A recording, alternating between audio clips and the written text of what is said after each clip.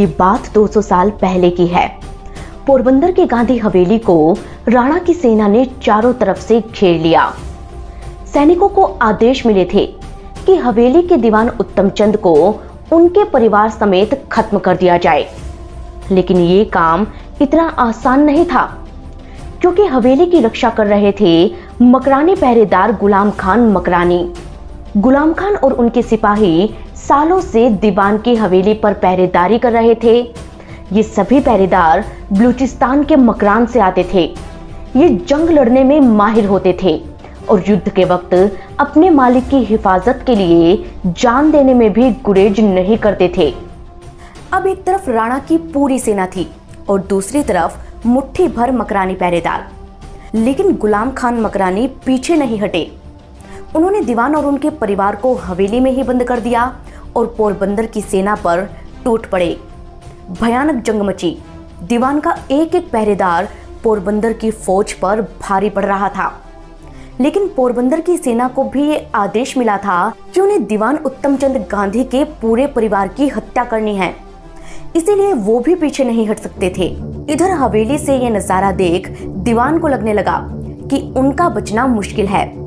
लेकिन तभी इस घटना की जानकारी पोरबंदर में तैनात ब्रिटिश अफसर को मिलती है। इतिहास बताता है कि उस दौर में पोरबंदर अंग्रेजों का गुलाम हुआ करता था और हर रियासत की तरह यहाँ पर भी अंग्रेजों ने एक ब्रिटिश ऑफिसर को तैनात किया था। ब्रिटिश अफसर और दीवान उत्तमचंद के बीच अच्छी दोस्ती थी, इसीलिए उन्होंने तुरंत ब्रिटिश ईस्ट इंडिया कंपनी के अधिकारियों को संदेशा भेजा। दूसरी तरफ उन्होंने पोरबंदर की राजमाता रूपाली बा को एक चिट्ठी भिजवाई, जिसमें लिखा था कि अगर उन्होंने अपनी सेना को नहीं रोका तो अंजाम अच्छा नहीं होगा। इतिहास बताता है कि उस दौर में पोरबंदर के राजगद्दी पर बैठे थे महाराजा विक्रमादित्य खिमोजी राज। क्योंकि वह महज 12 साल की उम्र में ही राजा बन गए थे, इसीलिए उनकी मां रूपाली बा दीवान उत्तमचंद के साथ मिलकर राजकाज का पूरा काम संभाला करती थी। ये चिट्ठी पढ़ते ही रूपाली बा की त्योरियां चढ़ गई, लेकिन ये अंग्रेजों का ऑर्डर था, इसीलिए वो कुछ कर भी नहीं सकती थी। उन्होंने बहुत ही बेमन से एक चिट्ठी लिखी, जिसमें जंग रोकने का फरमान था। ये चिट्ठी देकर उन्होंने एक सिपाही को गांधी हवेली भेजा। दूसरी तरफ गांधी हवेली को बचाते बचाते गुलाम खान मकरानी शहीद हो चुके थे और उनके आधे से ज्यादा साथी मारे जा चुके थे।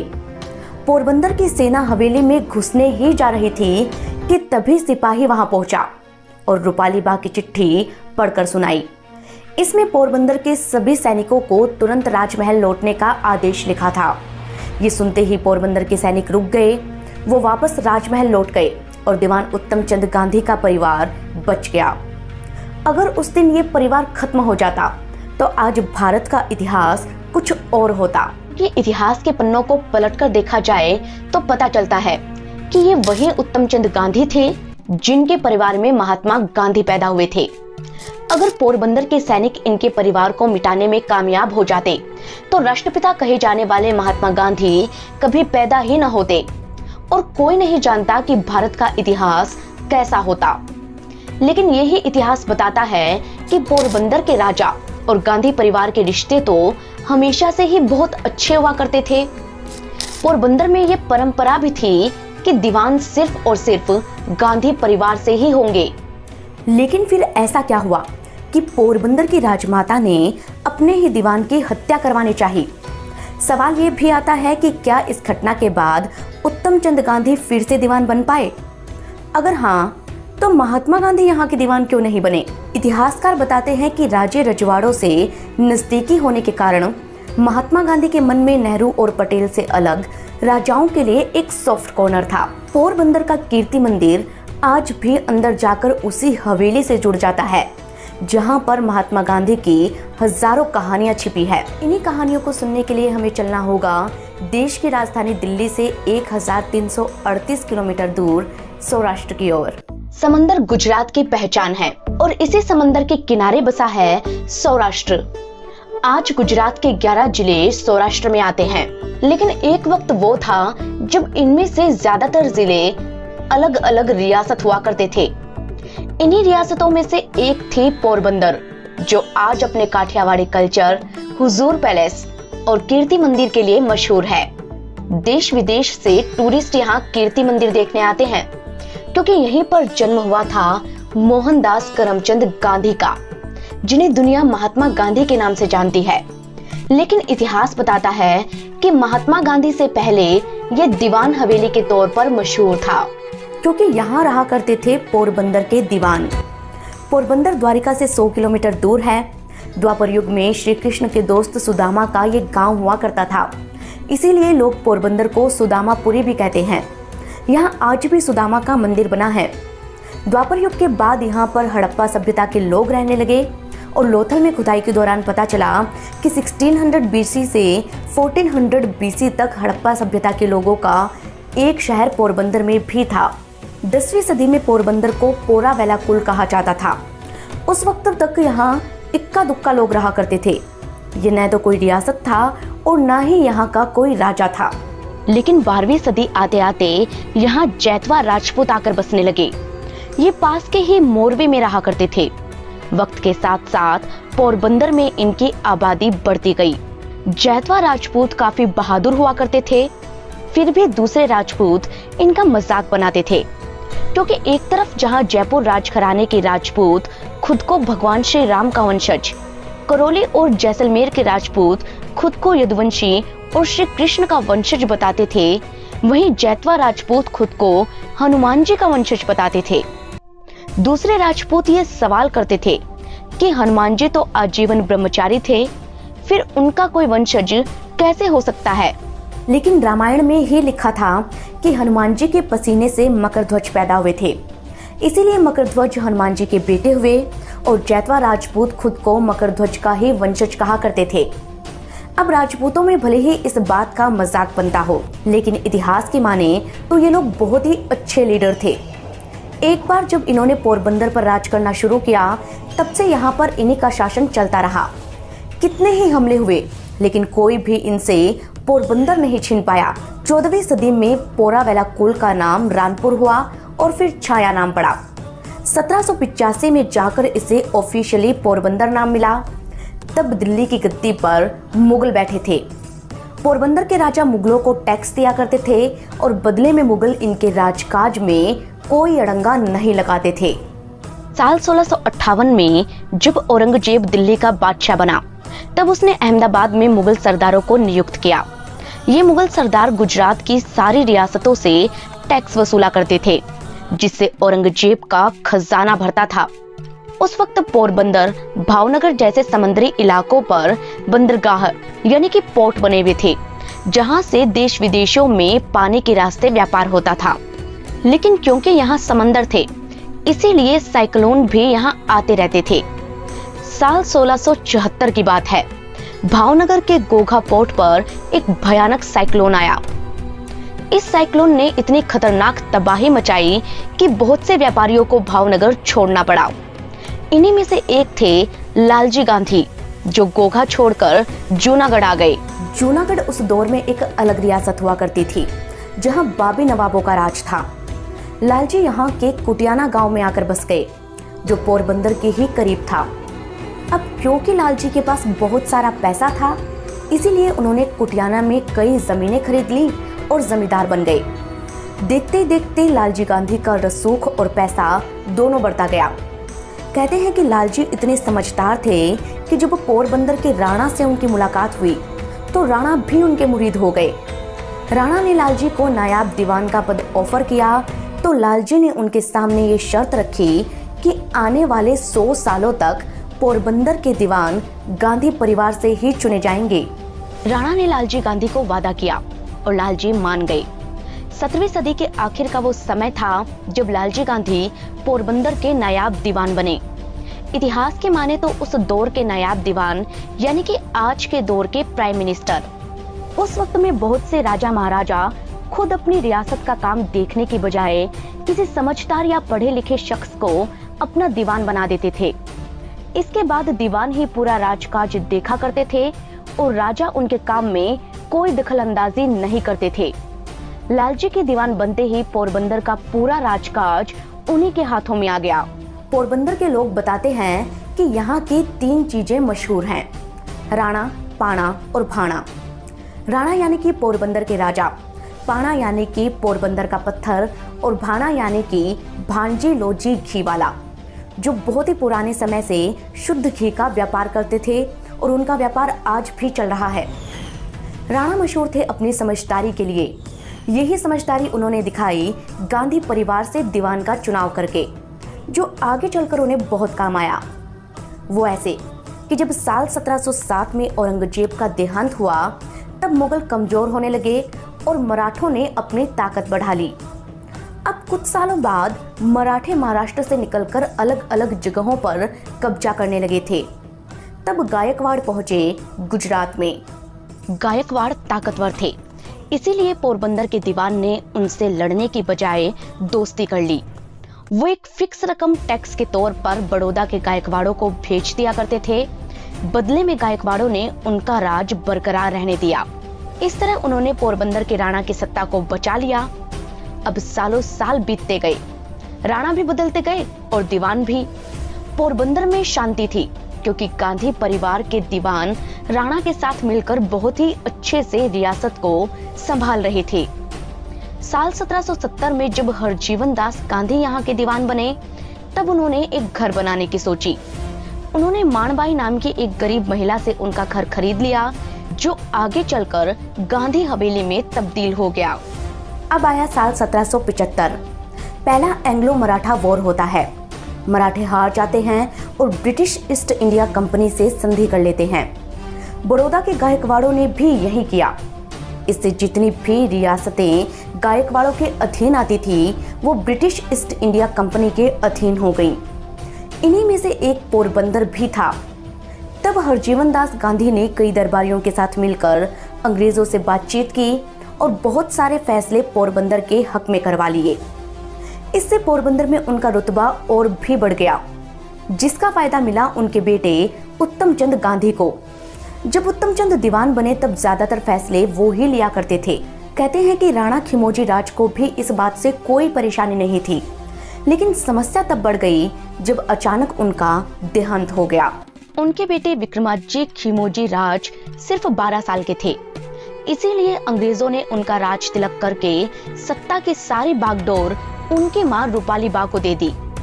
रूपाली बा और उत्तम चंद को एक साथ मिलकर राजकाज देखना था, लेकिन इन दोनों की आपस में ही नहीं बनती थी। उधर उत्तम चंद दीवान के ओहदे का पूरा इस्तेमाल कर रहे थे। उन्होंने गांधी हवेली को बड़ा करवाया। उस दौर में इस हवेली में 22 कमरे हुआ करते थे और रोजाना 40-50 लोगों का खाना बनता था। यहाँ मकरानी पहरेदार तैनात रहते थे और सुख सुविधा के सारे इंतजाम हवेली में थे।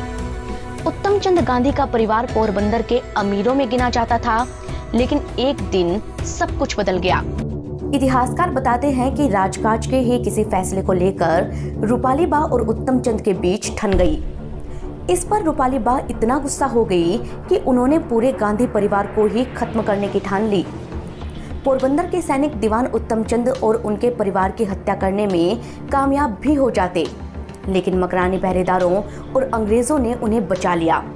कहते हैं कि गुलाम खान मकरानी ने गांधी परिवार के लिए जान दी थी, इसीलिए हवेली के पास में उनकी समाधि बनाई गई। ब्रिटिश अफसरों की दखलंदाजी से मामला तो शांत हो गया, लेकिन उत्तम चंद गांधी को पोरबंदर छोड़ना पड़ा।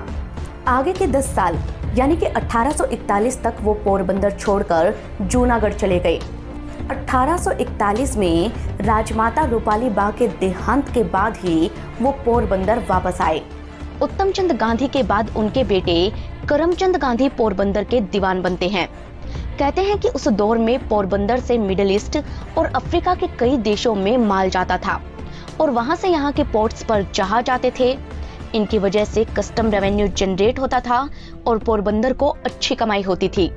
यही कारण था कि पोरबंदर एक समृद्ध रियासत हुआ करती थी और दीवान करमचंद गांधी का परिवार भी संपन्न था। 2 अक्टूबर 1869 को उन्हीं के घर एक बेटा पैदा हुआ, जिसका नाम रखा गया मोहनदास। करमचंद गांधी ने अपने सभी बच्चों की तरह मोहनदास को भी अच्छा पढ़ाया लिखाया, ताकि वो भी अपने दादा परदादाओं की तरह ही दीवान बन सके। बड़े होकर मोहनदास पढ़ने के लिए इंग्लैंड जाना चाहते थे, इसीलिए उन्होंने पोरबंदर के राणा से ये अपील की कि वो 5,000 रुपए उन्हें आगे की पढ़ाई के लिए दें। उस दौर में 5,000 रुपए यानी कि आज के 50 लाख रुपए। राणा ने मोहनदास गांधी की अर्जी ये कहते हुए खारिज कर दी कि पोरबंदर रियासत इतनी बड़ी नहीं है कि हम खजाने से आपको इतने सारे पैसे दे पाएं।